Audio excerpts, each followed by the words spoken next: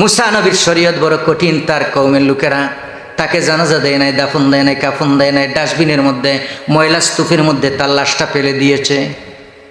নাউজুবিল্লাহ বলেন। এদিকে হযরত মুসা কালিমুল্লাহ গেলেন তুর পাহাড়ে আল্লাহর সঙ্গে কথা বলবেন। কার সঙ্গে?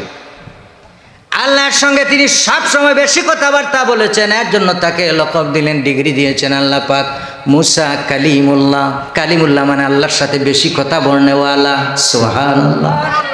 এবার মুসা নবী যখন তুর পাহাড়ে গেলেন, আল্লাহ পাক বললেন, ও মুসা পয়গম্বর, তোমার সঙ্গে আজকে আমি কথা বলবো না। আগে যাও রে যাও, ওই ময়লা স্তূপের মধ্যে, ডাস্টবিনের মধ্যে ওই যুবকের লাশটা তোমরা ফেলে দিয়ে আসছো, তোমার কওমের লোকেরা ফেলে দিয়ে আসছে। তুমি তাড়াতাড়ি, জলদি তাড়াতাড়ি তুমি যাও, যাইয়া তার লাশটা ডাস্টবিন থেকে উঠাও, উঠাইয়া তাকে জানাজা দাও, কাফন দাও, দাফন দাও। আল্লাহু আকবার বলেন। এবার মুসা নবী যেহেতু বেশি কথাবার্তা বলার অভ্যাস, ডাক দিয়ে বললেন, ও আল্লাহ রাব্বুল আলামিন, আল্লাহ পাক আপনি বলবেন ওই লোকটা কি এমন করেছে? জীবনে তো আমরা 200 বছর হায়াত পেয়েছে, আমার কওমের কোনো লোক সাক্ষী দেয় নাই যে সে নামাজ পড়েছে, রোজা রেখেছে, কোনো ইবাদত বন্দেগী সে করেছে, এমন কোনো সার্টিফিকেট, এমন কোনো সার্টিফাই তার পাওয়া যায় নাই। তাইলে কেন তার লাশটা উঠাবো? কি এমন ইবাদত বন্দেগী সে করেছে, কি এমন ভালো কাজ সে করেছে?